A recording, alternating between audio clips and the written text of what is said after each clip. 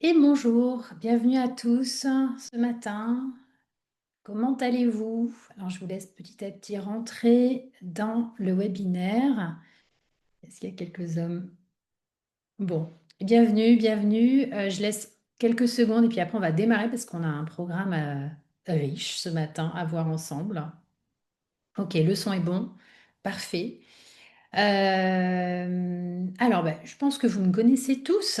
Est-ce que quelqu'un me découvre ce matin? Mais comme j'ai envoyé mon webinaire aux gens qui me connaissaient, en principe, tout le monde sait qui je suis. Et je vais peut-être passer la slide pour me présenter. Dites-moi, si certains me découvrent pour la première fois ce matin, je dis un mot sur moi. Je vous découvre, me dit Marie-Hélène. Bienvenue Marie-Hélène, enchantée. Donc, je suis Élise Guillaudis, avocate. Je travaille donc en droit du numérique, en droit des contrats, en droit des données personnelles. Donc ça, c'est plutôt mon cœur d'expertise. Mais je travaille aussi beaucoup autour de la santé naturelle, du bien-être, du mieux-être. C'est pourquoi je fais un webinaire ce matin. Il y en avait certains qui ont peut-être parmi vous, vous avez vu des vidéos de moi, parfait. Est-ce que certains ont vu mon webinaire du mois dernier, du 4 novembre? Parce que c'est un peu la suite. On va un peu plus loin aujourd'hui, mais peut-être que ceux qui me découvrent et qui ne savent pas vraiment ce qu'ils doivent faire au niveau juridique seront un peu, pardon, un peu largués, parce que là, on va aller plus loin. On va passer la seconde. On va aller faire un zoom sur les obligations particulières que vous avez à respecter lorsque vous vendez en ligne des produits, des contenus numériques, quand vous faites de la vente à des professionnels. Donc, on va les focuser sur ces obligations légales particulières. Et je ne vais pas revenir en fait sur, on va dire, les obligations légales classiques qui concernent tous les produits bien-être, qui proposent des consultations à des particuliers, prestations de services, on va dire, classiques. Donc, pour cela, je vous invite à aller voir le replay du dernier webinaire, par exemple. Je vous mettrai le lien si j'y pense. Rappelez-le moi à la fin du webinaire, comme ça, pour ceux qui en ont besoin, je rappellerai le lien. Et puis, on va démarrer. On va démarrer aujourd'hui par rapport à vos activités particulières. Je vous appelle les pros du bien-être experts parce qu'en fait, oui, vous allez plus loin que de proposer des consultations, que ce soit des consultations dans vos locaux ou à distance, hein, mais vous allez plus loin que de la simple prestation de service en naturopathie, en réflexologie, en sophrologie, en kinésiologie, enfin, en pratique de soins non conventionnels, on va dire, hein, au sens pas reconnu aujourd'hui au plan légal et scientifique, hein. On n'est pas dans le domaine du professionnel de la santé, par exemple.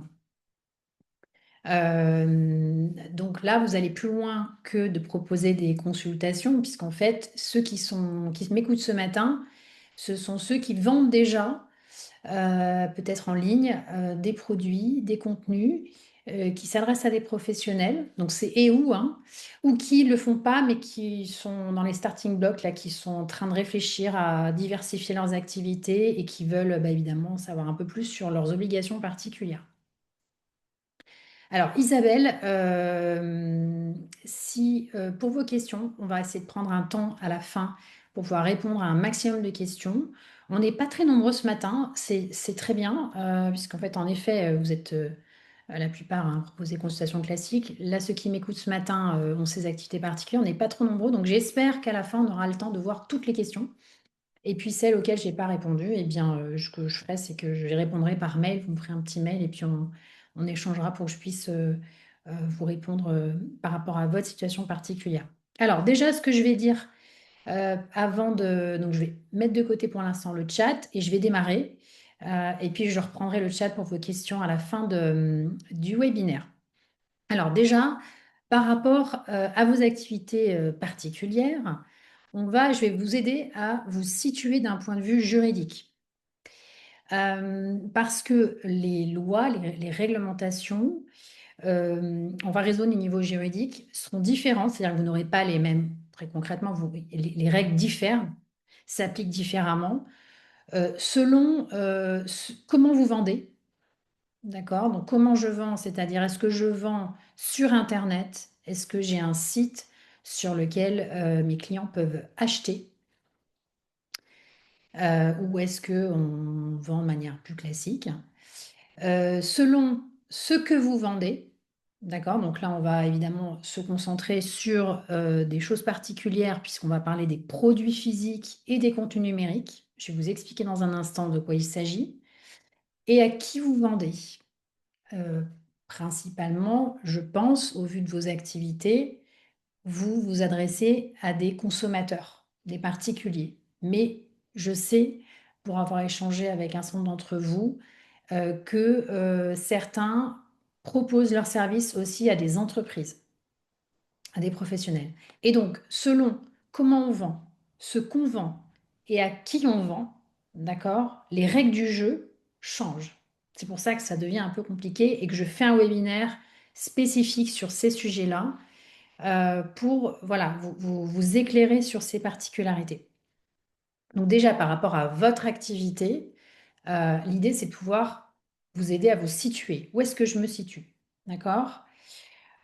Si on vend sur Internet, d'accord? Donc par exemple, si vous avez un site Internet sur lequel les clients peuvent commander, d'accord? Donc payer directement, dans ce cas-là, on est dans la catégorie du commerce électronique.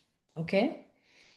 Si vous vendez des produits physiques, donc produits physiques, c'est, alors bien sûr, on pourrait être vendeur de chaussures, mais là, on n'est pas en train de parler de ça, puisqu'on est vraiment sur une activité qui est en lien avec le secteur du bien-être et du mieux-être.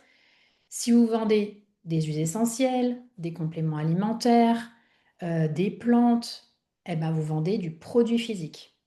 D'accord? On n'est plus sur la prestation de service, consultation classique. D'accord? Si vous vendez des audios MP3, par exemple, des vidéos, des programmes digitaux, programmes de formation, par exemple, digital, où en fait votre client, il va cliquer sur des vidéos, il va pouvoir télécharger, par exemple, des PDF, ou vendre des e-books. En fait, on est sur une forme de produit, d'accord, mais qui n'est pas physique, qui est immatériel, d'accord? Donc au sens juridique, au plan juridique, on va appeler ça le contenu numérique. Et je sais qu'un certain nombre d'entre vous commencez hein, à essayer de diversifier et proposer des programmes de ce type-là, des contenus de ce type-là. Et si vous vous adressez à des entreprises, eh bien, donc entreprise au sens très large du terme, hein, ça peut ne pas être, évidemment, c'est les sociétés, mais ça peut être, vos clients peuvent être des entreprises individuelles, d'accord, des indépendants, des solopreneurs, des TPE, quelle que soit j'ai envie de dire, la forme juridique, votre client, dès lors qu'il agit à des fins professionnelles, enfin qu'il est professionnel dans son activité, qu'il achète vos services dans un cadre professionnel, avec une finalité professionnelle, on va considérer que votre client est un professionnel, est une entreprise. Et donc, on est dans un rapport B2B. Alors, déjà, je fais un petit break par rapport à ça pour voir si vous arrivez chacun à vous situer par rapport à vos activités actuelles ou par rapport à vos activités futures, hein. Est-ce que pour vous c'est clair ou est-ce que il y a des petites hésitations? Par exemple, qu'est-ce qu'un site, qu'est-ce que ça veut dire un site e-commerce? Qu'est-ce qu'un... Là, j'ai une question sur l'association. Alors voilà, posez-moi vos petites questions. Déjà pour... Après, je vais rentrer dans les obligations propres à chaque cas particulier. Mais là, l'idée, c'est que chacun soit au clair sur dans quelle catégorie je me situe. Alors, Sophie me dit, la différence entre le 1 et le 2 n'est pas claire. C'est du numérique dans les deux cas. Alors oui, vous avez raison, je peux vendre en ligne du produit physique. D'accord? Ça peut être un plus ou du contenu numérique. Donc ça peut être un plus 2, ça peut être un plus 3. Ça peut être un plus 2 plus 4, par exemple. Je peux vendre en ligne un contenu numérique qui va s'adresser à des entreprises. D'accord? Donc évidemment, on n'est pas juste dans une case. On peut cumuler les cases. D'accord? Je peux d'ailleurs aussi vendre en ligne de la prestation de service. OK? C'est juste que là, par rapport au raisonnement juridique, comme les règles du jeu varient selon, je remets ma slide d'avant, comment je vends, ce que je vends et à qui je vends, et ben, du coup, il faut que moi, je puisse, par rapport à votre situation, il faut que vous puissiez voir si vous êtes sur le 1-2, le 1-2-3-4, le 1, voilà. Donc là, l'idée, c'est vraiment déjà que vous puissiez cocher les cases, si j'ai envie de dire. Ok. Sandrine me dit, c'est clair, je fais du 1-3-4. Ok, donc vous vendez en ligne des produits physiques à des entreprises et possiblement aussi à des consommateurs. Ça peut être, je vends à des particuliers, mais aussi à des entreprises. Donc ça peut être, voilà. Là, j'ai vraiment focusé sur les quatre particuliers, les quatre cas particuliers qui nous intéressent. Mais évidemment, mon dernier webinaire, je parlais de la vente de consultation à des consommateurs. Donc, on avait déjà vu ça, donc je ne reviens pas dessus. Ok, Isabelle, prochainement deux. Donc voilà, l'idée c'est que ça vous concerne parce que vous n'êtes pas encore en train de faire, mais vous êtes en train de construire en fait un nouveau modèle économique. Voilà. Sabrina, c'est pareil. À venir, ok, parfait. Bon, donc je m'adresse à bonne personne, c'est déjà une bonne nouvelle. Alors maintenant, on va rentrer dans le fond, d'accord, des obligations légales. On va aller faire une analyse des quatre cas particuliers.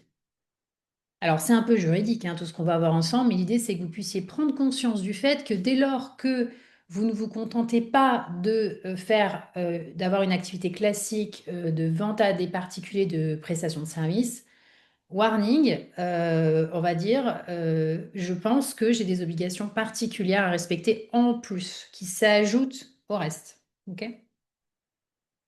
Alors, donc déjà, le fait que je vende en ligne, le législateur, en fait, nous dit qu'un acheteur qui achète en ligne, plutôt que de rentrer dans une boutique et d'acheter, par exemple, son produit, est plus vulnérable parce que on n'a pas forcément la possibilité en tant qu'acheteur de poser des questions, d'échanger, de vraiment vérifier ce qu'on achète, de comparer avec les autres produits, peut-être avec une autre boutique.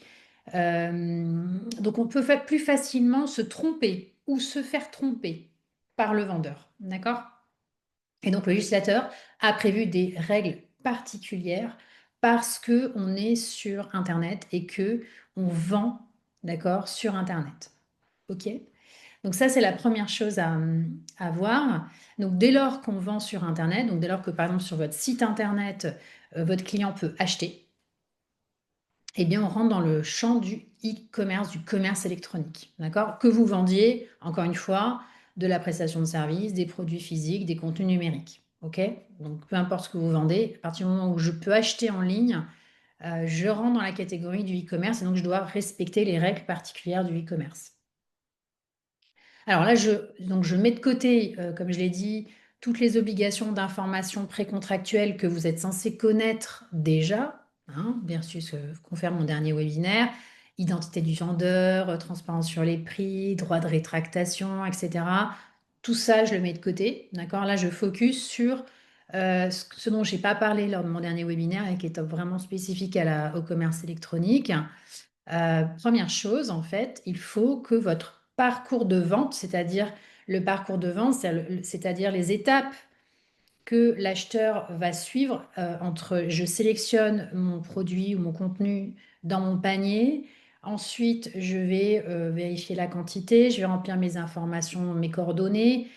Tout le parcours, en fait, pré-contractuel, il est encadré par la loi, donc il doit être très clair. La personne, elle doit pouvoir vérifier et corriger avant le paiement. Elle doit pouvoir corriger en fait sur les différentes pages web. Donc déjà, le système technique sur lequel vous proposez la vente doit être conforme à la réglementation. Ensuite, la personne, elle doit évidemment avoir accès à vos conditions de vente. D'accord? Donc idéalement, prévoir une case à cocher qui renvoie, enfin qui invite la personne à accepter. Donc évidemment, il faut que la personne ait pu prendre connaissance de vos conditions de vente et qu'elle ait pu les accepter par la case à cocher. Et ensuite, dans ce parcours de vente, il faut aussi penser que le bouton payer doit être très clair, c'est-à-dire que la personne ne doit pas être induite en erreur. Ah, j'ai cliqué, je ne savais pas, bah, ça y est, trop tard, j'ai payé. Il faut vraiment le bouton de paiement soit dans son libellé extrêmement clair sur le fait que si j'appuie là, je confirme ma commande et je vais payer. Et dernier point très important, une fois que la personne a payé, il va falloir lui confirmer, donc ça c'est en général on le fait de manière automatique par un mail, mais le mail de confirmation de la commande doit être important dans le contenu puisqu'en fait ce mail-là confirme la commande. Donc là ce mail il doit récapituler les éléments importants de la commande et remettre aussi les éléments, vos conditions de vente, donc le contrat, d'accord, qui est scellé parce qu'en fait c'est au moment de la confirmation de la commande que finalement le contrat au sens juridique se forme et engage les deux parties, le vendeur et l'acheteur. Voilà ce que je voulais vous dire globalement sur les règles du commerce électronique. Je ne redéveloppe pas les autres règles sur le droit de rétractation. Je vais en parler un tout petit peu après parce qu'il y a des règles spécifiques à respecter, par exemple sur la partie vente de contenu numérique. Mais voilà, dès lors que vous êtes sur un contrat conclu à distance, il va falloir mettre dans vos conditions de vente les règles sur le droit de rétractation. N'oubliez pas de mentionner votre médiateur à la consommation dans vos conditions de vente aussi. Enfin voilà, tout ça, on l'a vu, je le mets de côté. Et là, j'avais juste focusé sur les règles du commerce électronique. Euh, voilà ce que je veux dire sur le premier cas particulier. Je propose, si vous avez des questions, on les prend à la fin sur cette partie-là. J'avance, d'accord, au maximum. Ensuite, deuxième cas, je vends des produits physiques. Alors, en général, quand on est un professionnel du bien-être, du mieux-être, si on vend des produits, alors je ne m'adresse pas à ceux qui font de la recommandation, c'est-à-dire, c'est vraiment là, vous vendez. C'est-à-dire que vous allez générer un chiffre d'affaires de vente de produits. D'accord? Bon, bah là, vous êtes concerné, vous êtes vendeur. Ce ne serait pas la même chose si vous étiez dans un mode où vous recommandez un produit, par exemple d'une marque dont vous êtes affilié ou parce que vous aimez bien les produits de cette marque, et vous allez diriger la personne sur le site marchand de la marque, par exemple, en question. Là, on est sur un système de recommandation et là, c'est pas vous qui allez encaisser le chiffre d'affaires de la vente des produits. D'accord? Là, on est vraiment dans le cas de figure où c'est vous, finalement, qui proposez la vente de produits. Alors, là, déjà, je fais un petit focus sur le fait que, en général, quand on est un produit bien-être et du mieux-être, on vend des produits en lien avec le bien-être et le mieux-être, d'accord? Et donc là, petit warning, petite vigilance, même grosse vigilance, hein, à avoir parce que, comme vous le savez, enfin, comme vous le savez, je pense que vous le savez, j'espère que vous le savez, euh, les autorités sont très, très exigeantes et regardantes lorsqu'il s'agit d'allégations de santé. D'accord? Donc, vous pouvez évidemment faire la promotion de vos produits, en parler, expliquer vos produits. C'est évidemment d'ailleurs important de le faire pour, à des fins de transparence, notamment sur la composition, etc. Mais vous ne pouvez pas comment dire, alléguer ou affirmer sur votre site internet que tel produit va avoir un effet thérapeutique. D'accord? Et encore moins un effet de guérison. D'accord? Donc il va falloir faire super attention aux phrases que vous allez utiliser sur votre site internet pour présenter finalement les bienfaits, les finalités du produit en question. Ça, c'est le premier point. Ensuite, pour ceux ou celles qui vendent ou qui envisagent de vendre des compléments alimentaires, là, il y a encore un gap réglementaire supplémentaire parce qu'en matière de compléments alimentaires, là, c'est très très strict, c'est très encadré par la réglementation européenne. En fait, il y a un registre européen qui existe et qui fixe les allégations de santé qui sont autorisées en matière de compléments alimentaires. D'accord? C'est la Commission européenne qui a fixé la liste. Donc, très clairement, en fait, si c'est vraiment des termes très précis qui sont dans ce registre-là, et donc on ne peut pas utiliser d'autres termes que ceux figurant dans cette liste. D'accord? Donc, les seules phrases que vous avez le droit d'utiliser, et d'ailleurs, dans ce registre, c'est ça, en plus de ça, c'est que il faut en plus que le produit contienne l'ingrédient concerné en quantité suffisante et que vous repreniez très vraiment au mot près hein, l'allégation autorisée sans reformulation possible. Donc c'est très contraint. Donc je ne sais pas d'ailleurs qui parmi vous euh, être intéressés, être concernés. Est-ce que certains d'entre vous, vendaient des compléments alimentaires? En général, c'est pas sur ce type de produit qu'on est. Si lui me répond non, Marie-Agnès, en projet. Voilà, donc ça, c'est hyper important. D'ailleurs, j'avais fait un webinaire où j'avais fait une intervention en septembre sur ce sujet particulier. Là, je passe vite, mais j'avais vraiment fait une intervention spécifique. Donc, pour ceux qui sont intéressés par ce point particulier, contactez-moi par mail et je vous orienterai vers mon intervention en question parce que c'est vraiment des points très importants. Euh, donc, je vous ai dit, donc, attention aux allégations thérapeutiques, attention aux compléments alimentaires. De toute façon, il y a une liste, on ne peut pas inventer. Tout ce qu'on peut dire figure dans un registre. Et ensuite, en matière de plantes et d'huiles essentielles, alors là, c'est encore plus, j'ai envie de dire, c'est encore plus contraint. Oui et non, parce qu'en fait, la Commission européenne n'a jamais validé d'allégations de santé possibles sur une plante. Et donc, en fait, aujourd'hui, on n'a pas justement le registre qui existe pour les compléments alimentaires. Il n'existe pas pour les plantes et huiles essentielles. Et donc, aujourd'hui, les autorités françaises interdisent euh, toute communication santé, allégation de santé, qui concernerait des plantes, d'accord, et des huiles essentielles. Donc, il faut faire super attention. On ne peut pas du tout présenter ce type de produit comme des médicaments, comme enfin, ayant des effets thérapeutiques. C'est voilà, c'est très contraint. Donc voilà. Donc ça veut dire que dans votre communication, dans la manière de présenter ce type de produit, vous pouvez donner de l'information, mais ça va être très compliqué de faire du marketing, d'accord? Voilà, pour présenter les bienfaits thérapeutiques de ce type de produit. D'accord? Là-dessus, vous prendrez des risques et ce serait dommage de se faire sanctionner par la DGCCRF parce que c'est l'autorité de contrôle la plupart du temps saisie pour ce type de contrôle-là. Ce serait dommage de se prendre un contrôle et une amende. Voilà, donc attention à votre communication, je voulais juste faire un petit focus là-dessus et j'avance sur mon support. Au-delà de ce qu'on vend comme produit physique, donc là je reste sur le deuxième, toujours le cas particulier numéro 2, je vends des produits physiques. Dans vos conditions de vente, il va falloir prévoir des choses particulières. Donc conditions particulières, parce que je vends du produit, je ne suis plus en train de vendre uniquement de la consultation ou de la prestation de service. Je vends du produit, d'accord? Et dès lors que je vends du produit, on a des obligations renforcées particulières à prévoir dans ces conditions de vente.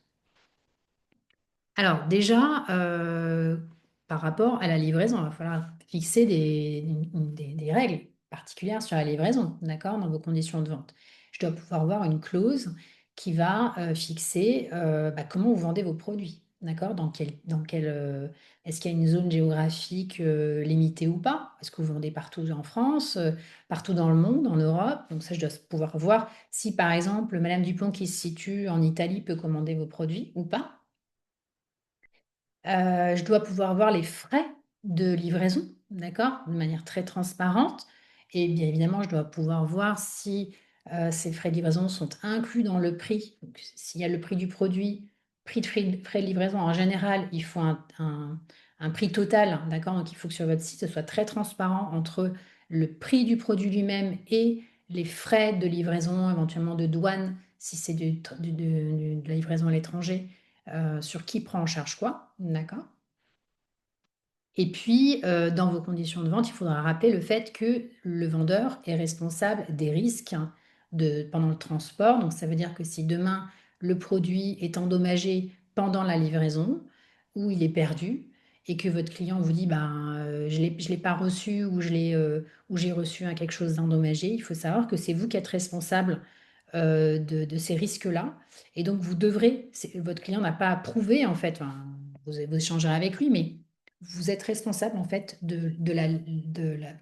la bonne réception d'un produit en bon état, la bonne livraison entre ses mains. Donc, c'est vous qui prenez les risques de livraison. Ok, en tout cas, en B2C, on peut pas se déroger à ces règles particulières.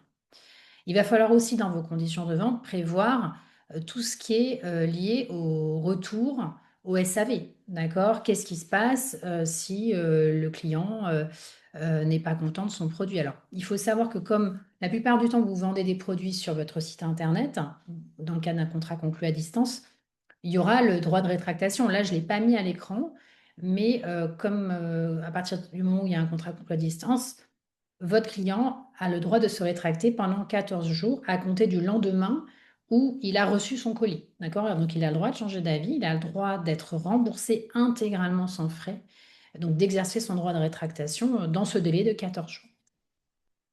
Mais au-delà de ce délai de 14 jours, bah voilà, si le produit est défectueux, si le produit, enfin, s'il a, il a reçu un mauvais colis ou enfin, peu importe, du coup, va falloir mettre en musique dans vos conditions de vente les règles en matière de retour du produit, de service après-vente.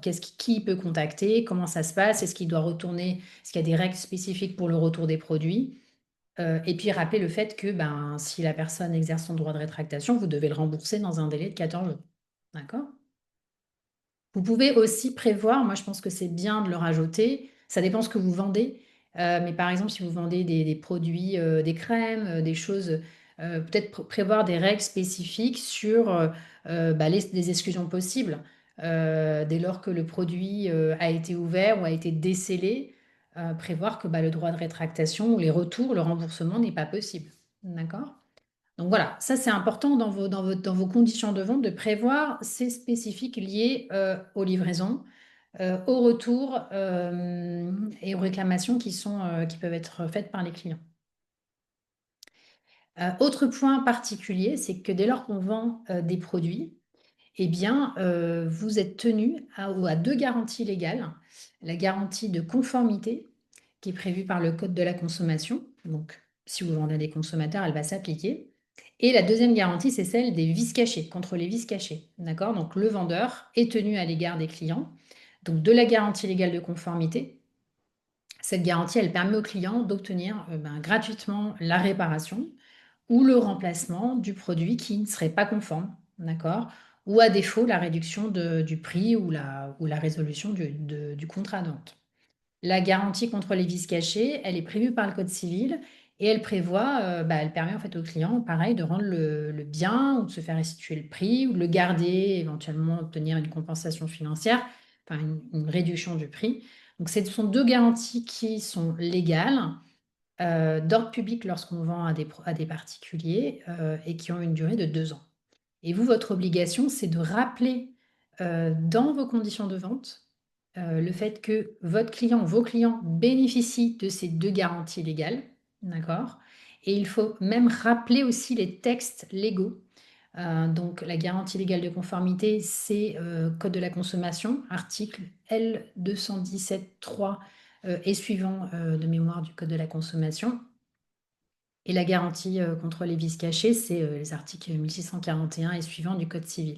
Donc voilà, dans vos conditions de vente, on doit pouvoir voir les principes de ces garanties et aussi les textes de loi. Les textes doivent être repris texto, d'accord, pour permettre au client en fait d'avoir toutes les informations les plus complètes si jamais il veut exercer justement ces garanties. Et puis, dernier point que je voulais évoquer ce matin sur la vente de produits physiques, c'est que dans vos conditions de vente, vous pourriez adapter votre clause de responsabilité. Alors, évidemment, vous êtes tenu des garanties légales, vous êtes tenu d'une responsabilité de plein droit quand on vend à distance et en e-commerce, mais vous pourriez exclure, par exemple, votre responsabilité en cas si par exemple, si l'acheteur n'a pas respecté les conditions d'utilisation du produit. Il ne l'a pas conservé, par exemple, je sais pas, le produit se conservait au frais, il l'a conservé à des températures, et que, évidemment, il y a une question de preuve, hein, mais si vous arrivez en tout cas, vous pouvez dans votre contrat prévoir le fait que vous n'êtes pas tenu de rembourser ou d'une garantie d'un produit qui n'a pas été utilisé ou conservé dans des conditions correctes, à condition évidemment que sur le site, par exemple sur la page produit, vous ayez mis en fait la notice d'utilisation, les conditions de conservation spécifiques au produit. Donc en fait, vous avez quand même une obligation d'information, d'accord? Donc sur la page produit, c'est à vous de mettre toutes les informations spécifiques, par exemple par rapport à des produits sensibles ou particuliers. Et puis ensuite, bah, vous pouvez vous appuyer sur ça pour dire dans votre clause sur la responsabilité, bah, voilà, si l'acheteur ne conserve pas le produit correctement ou ne l'utilise pas conformément à l'utilisation qui est prévue, bah, dans ce cas-là, vous pouvez vous exonérer de votre responsabilité. J'avance sur ce support-là. Je vais pas être plus longue sur la vente de produits physiques. Je vais maintenant aborder la vente de contenu numérique. Je sais que vous êtes quand même un certain nombre concernés. D'ailleurs, ça m'intéresse de voir dans le chat ceux qui sont concernés, ce que vous vendez ou ce que vous allez vendre.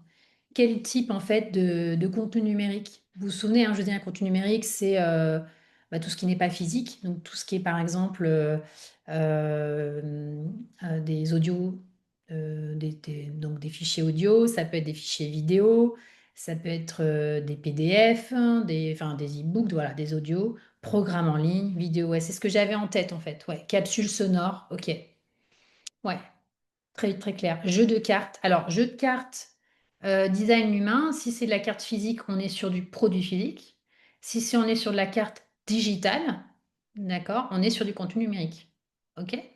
Donc voilà, c'est là où c'est important de bien finalement se identifier dans quel cas on est, sachant qu'on peut faire les deux, hein. Comme on a vu, on peut remplir plusieurs cases. Mais voilà, l'idée, c'est que vous puissiez être capable de qualifier juridiquement dans quelle règle particulière vous êtes selon ce que vous vendez. D'accord? Est-ce que je vends uniquement du contenu numérique, digital, ou est-ce que je vends quelque chose qui est physique? Ok, ouais, très clair. Parfait. Bon, et ben, donc vous êtes concerné par ces règles spécifiques que je vais évoquer là maintenant. Euh, Dans vos conditions de vente, même logique, il va falloir prévoir des règles particulières parce que ben, dès lors qu'on vend un contenu numérique, il y a des spécifiques qui doivent être prévus. Déjà, première chose, comment est-ce que vous mettez à disposition techniquement en fait vos contenus numériques? D'accord? Donc ça doit être sur vos pages produits, vos pages contenu numérique, clairement indiquées. D'accord? Quelles sont les modalités d'accès? Est-ce que c'est des identifiants sur une plateforme? Est-ce que vous allez envoyer un lien? Par exemple, ça peut être, je sais pas, vous vendez des audios, la personne, elle va recevoir, vous allez envoyer un mail de confirmation de commande, et c'est peut-être dans ce mail de confirmation de commande que vous allez envoyer le lien pour télécharger ou le lien d'accès au contenu digital. Voilà, donc mais ça, il faut que ce soit clair en fait. Il faut que la personne, elle comprenne comment elle va avoir accès à son contenu numérique. Ensuite, il va falloir que vous rappeliez aussi quelle durée d'accès. Est-ce que c'est un accès illimité, donc j'achète et après je peux utiliser enfin, de manière complètement illimitée, ou est-ce que je m'abonne pendant un an? Est-ce que voilà, du coup, au bout d'un an, j'aurai plus accès? Voilà, ça, c'est des éléments aussi très importants qu'il va falloir préciser dans vos conditions de vente et puis sur votre site internet. Autre point aussi qui me semble important, alors il n'est pas obligatoire, mais pour moi c'est quand même pertinent quand on propose ce type de contenu-là. Il y a très certainement dans ce que vous proposez de la propriété intellectuelle, du droit d'auteur. Je pense par exemple à des vidéos, à des audios, même à des programmes en ligne, voilà, qui fait appel à vos créations, à votre savoir-faire, votre expertise. Donc vous avez construit quelque chose et peut-être que sur ces éléments-là, ces contenus numériques, il y a de la propriété intellectuelle, en fait. Donc là, il va falloir prévoir dans vos conditions de vente une clause, en fait, qui permet de fixer les règles du jeu pour rappeler le fait que vous êtes titulaire des droits de propriété intellectuelle sur ces contenus numériques, d'accord? Et que vos clients ou les utilisateurs, ils n'ont qu'un droit, en fait, ils ont un droit personnel, strictement personnel d'usage dans le cadre du contrat et que ça, il est interdit évidemment de reproduire, de diffuser, de revendre. Voilà. Mais ça, c'est une clause qui est très importante, me semble-t-il, hein, pour vous prémunir d'éventuelles concurrences déloyales, réutilisation non autorisée de vos créations. Alors, du coup, il faut tout protéger, demande Hélène. Si c'est du droit d'auteur, il n'y a pas de formalité auprès de l'INPI obligatoire, d'accord? Comme par exemple, si vous, je sais pas, vous créez une invention, bah là, c'est intéressant de la breveter si votre invention reste, vous voulez la protéger. Mais sur de la création de droits d'auteur, dès lors que vous créez et que vous êtes capable de prouver que c'est vous qui avez créé, d'accord, vous bénéficiez des droits d'auteur, donc des droits de propriété intellectuelle sur vos créations.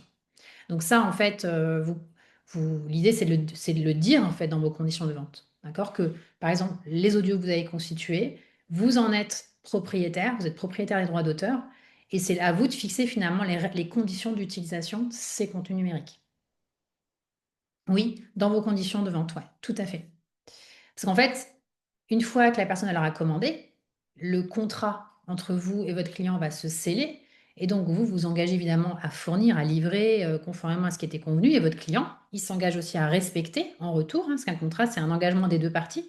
Votre client ou les utilisateurs, ils s'engagent à respecter vos conditions de vente, notamment les conditions de propriété intellectuelle. Donc, si demain, il fait n'importe quoi, vous pourrez agir en responsabilité à son encontre pour demander dommages et intérêts, lui demander de cesser d'utiliser de manière illégale vos contenus, etc. Autre point important aussi dans vos conditions de vente, lorsque vous vendez des contenus numériques, c'est un droit de rétractation adapté. Donc, comme je vous l'ai dit, le droit de rétractation, il va falloir qu'il y ait des mentions légales, obligatoires dans vos conditions de vente. Mais dès lors que vous vendez du contenu numérique, il va falloir adapter ces mentions-là. Alors, je vous rassure tout de suite, enfin, je vous rassure, je vous précise tout de suite plutôt qu'on n'a pas la possibilité d'inventer les règles. Les règles sont fixées dans le Code de la consommation, dans des annexes réglementaire, on a des mentions bien spécifiques et on n'a pas le droit de s'en écarter. D'accord? Donc, quand on vend du contenu numérique, on doit mettre les mentions du droit de rétractation spécifique, je vends du contenu numérique. Mais donc, les spécificités quand même à avoir en tête, c'est que il va falloir quand même que dans vos conditions, puis même dans votre manière de vendre, que vous sachiez qu'en fait, une fois que la personne elle a consulté la vidéo que vous vouliez vendre, qu'elle a téléchargé, par exemple, qu'elle a accédé à l'audio MP3 que vous avez vendu, bah, l'idée c'est qu'elle ne puisse pas plus se rétracter, puisqu'elle aura eu accès intégralement, d'accord, au contenu numérique. Donc ça, il va falloir le préciser dans vos conditions de vente, ça c'est très important. Et éventuellement, parce que comme il y a un droit de rétractation de 14 jours, si la personne, et ça moi je le prévois dans les contrats ou dans le process, si la personne veut accéder tout de suite au contenu numérique, donc là ce va falloir, c'est lui faire renoncer expressément à son droit de rétractation. Donc là, il va falloir prévoir, alors, soit sur votre site, directement une petite case à cocher pour lui dire, est-ce que vous voulez accéder tout de suite à votre contenu numérique? Oui. Alors dans ce cas-là, renoncez à votre droit de rétractation. Donc je coche une case, par exemple, ou j'appuie sur un bouton, j'accepte de renoncer. Du coup, ça lui permet, ça permet pardon, à la personne d'accéder tout de suite à son contenu avec cette fameuse renonciation qui est carrée de votre côté. Alors, Cécile me demande pour les audios, je vais essayer de voir le chat en même temps, je fais un petit break. Donc, le délai de rétractation peut être refusé. Oui, tout à fait. Mais s'il est refusé, ça veut dire que la personne, en théorie, ça veut dire que la personne, bah, elle ne pourra pas accéder tout de suite à son contenu. Il faudra qu'elle attende 14 jours. Voilà, donc il y a des contraintes peut-être aussi techniques à anticiper hein, sur le site ou sur la plateforme sur lesquelles vous voulez vendre les choses. Case à cocher dans le panier, en tout cas, oui, ça peut être dans le parcours de vente. Une case pour dire bah, est-ce que vous voulez accéder je vous rappelle que vous avez votre droit de rétractation de 14 jours conformément à mes conditions de vente où je peux aller regarder comment ça s'exprime. Est-ce que vous voulez accéder direct tout de suite à vos contenus numériques? Oui. Bah donc dans ce cas-là, je vous invite en cochant la case, donc optionnellement, à renoncer à votre droit de rétractation. Du coup, ça vous permet euh, ou alors, soit vous le faites directement dans le parcours de vente sur le site, ou alors vous le faites dans le mail de confirmation, c'est-à-dire que la commande est faite, et après dans les échanges, vous allez dire, OK, est-ce que vous voulez accéder tout de suite? Dans ce cas-là, OK, ben, cliquez là pour pouvoir renoncer à votre droit de rétractation. Et si la personne ne renonce pas, ben, dans ce cas-là, elle attend 14 jours. Ensuite, même chose que pour la vente de produits physiques, quand je vends des contenus numériques, alors ça c'est assez récent au niveau réglementaire, mais on a désormais des garanties légales auxquelles on est soumis quand on vend des contenus numériques. Donc en fait, il y a quelques subtilités, donc c'est pas tout à fait les mêmes textes de loi, enfin, les mêmes articles, pardon, juridiques. Mais ce que je vous ai dit tout à l'heure pour le produit physique, conformité, garantie de conformité et vice caché, va s'appliquer aussi à vos contenus numériques. D'accord? Donc ça veut dire qu'il va falloir prévoir des clauses de garantie légale dans vos conditions de vente et faire référence aux textes applicables en la matière. Et puis en matière de responsabilité, vous pourriez, comme pour la vente de produits physiques, prévoir des particularités. Je ne sais pas, dire que bah, vous n'êtes pas responsable si bah, le client il n'a pas accès parce qu'il a des défaillances de connexion. Il arrive pas, il n'a pas de 4G, il n'a pas enfin, il a pas du tout de connexion chez lui, donc du coup, il ne peut pas accéder à vos contenus. C'est pas de votre fait, c'est de son fait à lui. D'accord? Donc c'est bien de le rappeler. Et aussi, ça peut être usage non conforme. Si en fait, il n'utilise pas du tout le contenu numérique conformément à ce qui est prévu, donc à vous peut-être de mettre dans vos conditions de vente des règles particulières sur comment utiliser correctement les choses pour pas qu'il y ait d'abus. Et ensuite, que vous puissiez dire, bah, attendez, si vous ne respectez pas mes conditions d'utilisation de mes contenus, ben, c'est pas de ma responsabilité, c'est de la vôtre. C'était prévu dans mes conditions de vente. Ouais, donc en fonction de ce que vous vendez comme contenu numérique et de la manière dont la personne y accède, il y a peut-être j'ai envie de dire des prérequis techniques, des particularités auxquelles il va falloir penser, donc peut-être à voir avec votre équipe technique qui s'occupe de cette partie technique du site ou de la plateforme, et donc à répercuter dans vos conditions de vente. Quatrième point, quatrième cas particulier que je voulais évoquer avec vous, et puis ensuite on va passer aux questions-réponses. Je vends à des entreprises. Alors, si je vends à des entreprises, là on change de cadre juridique parce que en B2B, on ne relève plus, alors sauf exception, sauf article spécifique, mais en principe, on ne relève plus du code de la consommation. D'accord? Si vous êtes un professionnel et que vous vendez à des particuliers, des consommateurs, vous devez respecter le code de la consommation. Globalement, c'est ça, le consommateur, c'est le particulier qui va acheter dans un cadre privé vos prestations ou vos contenus.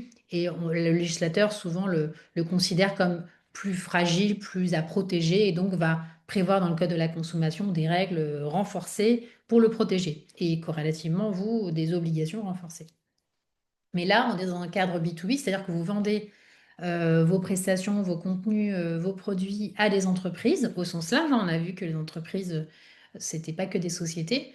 Et bien là, du coup, le législateur va considérer que l'entreprise, même si elle n'est pas compétente dans le domaine relatif à ce qu'elle achète, eh bien, elle est quand même moins fragile, elle est considérée comme moins fragile qu'un consommateur, et donc elle sera un peu moins protégée. Ce qui veut dire que vous, en tant que vendeur, en tant que prestataire, eh bien, vous serez moins contraint dans vos règles, dans votre contrat, en fait, dans vos conditions contractuelles.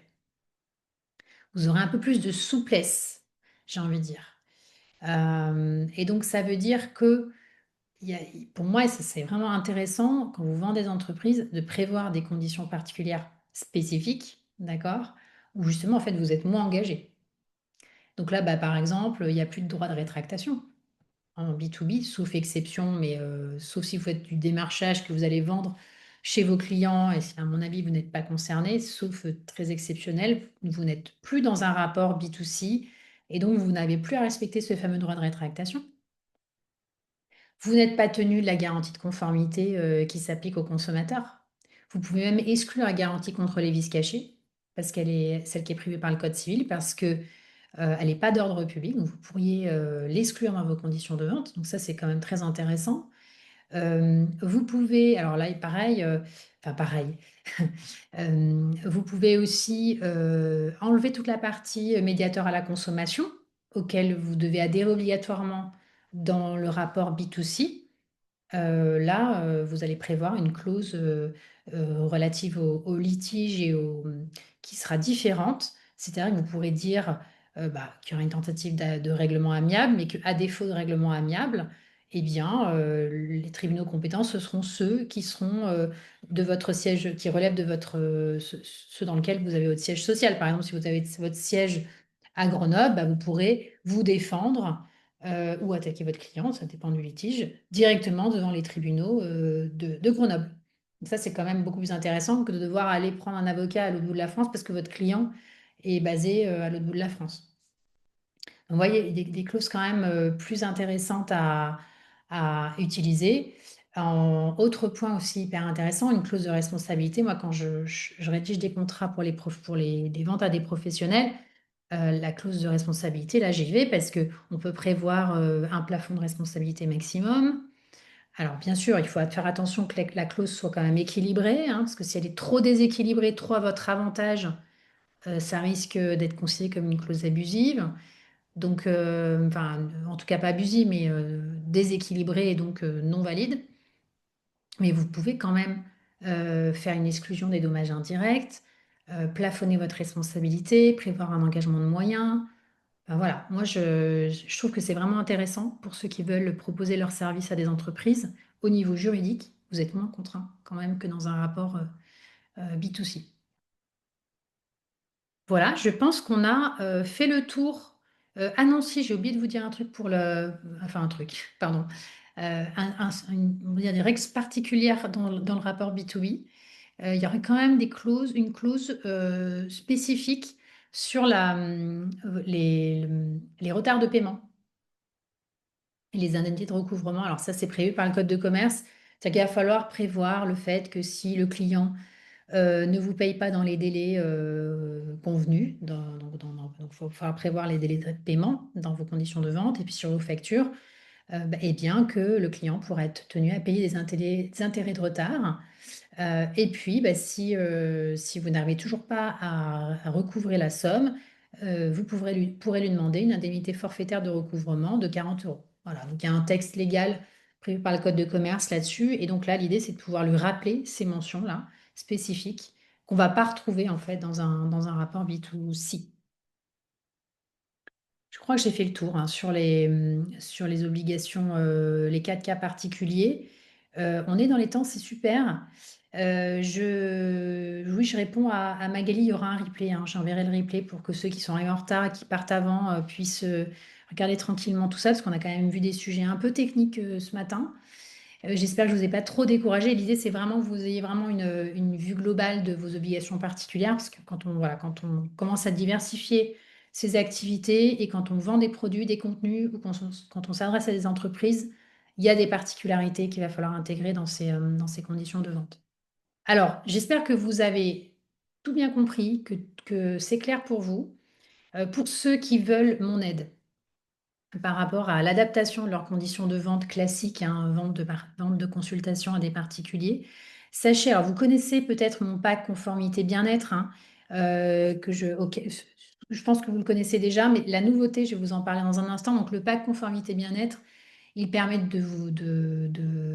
d'avoir tous vos documents juridiques de conformité, vos conditions de vente, vos CGV, hein, vos documents RGPD, politique RGPD, registre de traitement, les documents relatifs à votre site, vos mentions légales, etc. Donc il est déjà bien complet ce pack conformité bien-être. Mais la nouveauté, c'est que j'ai rajouté des modules, donc 2 modules optionnels et complémentaires qu'on peut rajouter à ce pack pour ceux qui justement diversifient leurs activités. Donc le premier module, alors il va concerner ceux qui vendent du produit physique ou du contenu numérique et qui font aussi du e-commerce. D'accord? Donc c'est le module qui est à votre gauche que vous pouvez rajouter en fait en plus donc en fait l'idée c'est d'avoir des conditions particulières de vente qui viendront s'ajouter je reviens en arrière, à vos conditions à vos CGV classiques, je vends de la prestation de service à du particulier. D'accord? Donc ça veut dire que si vous vendez ce genre de produits ou de contenu, il va falloir, si vous avez, que ce soit en ayant mon module, mais si vous voulez rédiger vous-même vos conditions particulières, rajoutez-les à vos conditions de vente classiques. Et le deuxième module que je propose désormais, c'est le module expert vente en entreprise.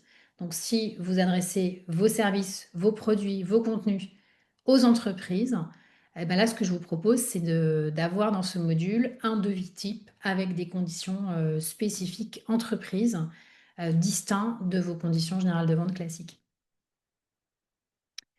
Voilà sur mes modules experts. Alors, pour ceux qui connaissent pas bien, mais ce pack, le pack conformité bien-être, je pense que vous le connaissez tous, mais je le précise. En fait, ces modules-là, ils sont complémentaires, ils ne peuvent pas se prendre tout seuls, parce qu'ils viennent vraiment compléter vos conditions de vente. Et puis ensuite, vous allez, forcément, si vous faites, vous vendez des contenus numériques même des produits physiques, vous allez faire des traitements de données personnelles complémentaires. Donc, il va falloir mettre à jour votre politique RGPD, votre registre. Voilà, donc l'idée, c'est que ça vienne s'adapter, compléter. Je vous ai mis les tarifs de ces deux modules complémentaires. Et comme pour le pack conformité, comment vous obtenez ce pack, comment vous obtenez les modules? Vous allez directement sur mon site internet. Vous pouvez commander tout de suite et ensuite compléter les questionnaires juridiques associés ou télécharger les documents plus tard. Ça, il n'y a pas de timing. Et ensuite, en fait, voilà, vous répondez à des questionnaires. Vous pouvez commander vos modules tout de suite au moment où vous achetez le pack ou plus tard, un an plus tard. D'accord? Moi, j'en ai voilà, qui faisaient de la consultation classique et puis qui commencent à diversifier, qui vont acheter le pack, pardon, le module spécifique vente en ligne, voilà, 6 mois plus tard ou un an plus tard. Et il y a dans cette formule, je propose 30 minutes avec moi pour faire le point toujours sur son activité. Est-ce que c'est OK? Comment je mets mes documents avec? Comment je les mets sur mon site? Il y a toujours des petites questions quand même pratico-pratiques qu'il est utile de voir avec moi dans tous les cas. Voilà, je ne suis pas plus longue et c'est rare, j'ai du temps pour répondre à vos questions. Je suis très certainement passée un peu vite sur certaines notions juridiques. Donc, s'il y a des choses qui ne sont pas claires, si vous voulez qu'on revienne sur un point particulier, c'est le moment. N'hésitez pas dans le chat. Je suis toute oui.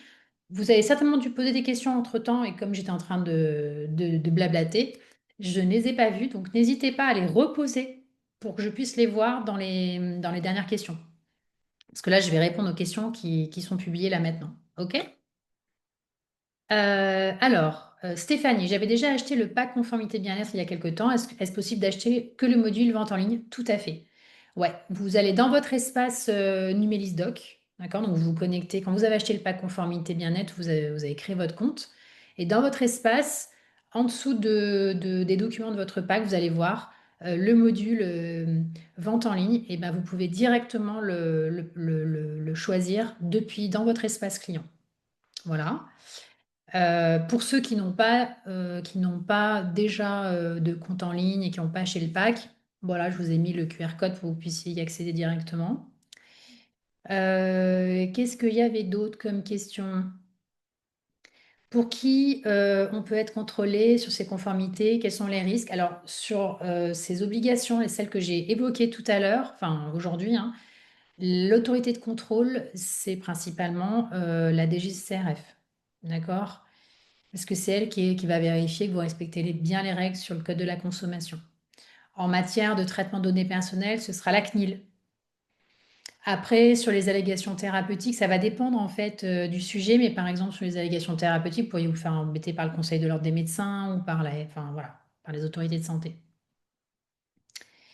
Quel est le montant de l'investissement PAC bien-être, s'il vous plaît? Alors, le PAC conformité bien-être, il est à, c'est vrai, j'ai pas mis le prix, désolé. Vous l'avez sur cette page-là, hein. Il est à 690 € hors taxe, le pack, sachant que vous pouvez le payer en 4 fois. Vous pouvez tout payer en 4 fois. Qu'est-ce qu'il y a d'autre comme question auxquelles je n'ai pas répondu? Du coup, si je vends mes formations à des entrepreneurs, il serait judicieux d'ajouter le module vente B2B. Ouais, si je vends des formations à des entrepreneurs, oui, tout à fait. Si vous vendez vos formations, on est d'accord que c'est vos formations digitales, hein. C'est pas de la formation professionnelle code du travail. Est-ce que Sabrina, vous pouvez me répondre pour que je puisse vous faire une réponse assurée? Et en attendant, je passe à une autre question. Stéphanie, merci beaucoup, maître. Vous pouvez m'appeler Élise. Tous mes clients m'appellent Élise. Ou tous les gens qui me connaissent m'appellent Élise. Y a-t-il le replay du webinaire pour entrepreneurs du bien-être que vous avez mentionné, s'il vous plaît? Oui. Je vais vous mettre le replay. Il faut que je le retrouve. Attendez voir. Est-ce que je l'ai quelque part rapidement? Dans mes ressources. Le dernier replay que j'ai fait, alors c'était un quiz interactif, c'était un test, on pouvait tester son niveau de conformité directement en live, c'était assez sympa. Webinaire, ouais, tester votre conformité, ça y est, j'ai le lien, je vais pouvoir le mettre directement. Lien vers le dernier webinaire juridique. Hop, le voilà. Sabrina m'a répondu entre-temps, formation énergétique en présentiel. D'accord. Et vous vous adressez, j'imagine, à des futurs ou à des praticiens du bien-être. Donc oui, vous êtes en rapport B2B.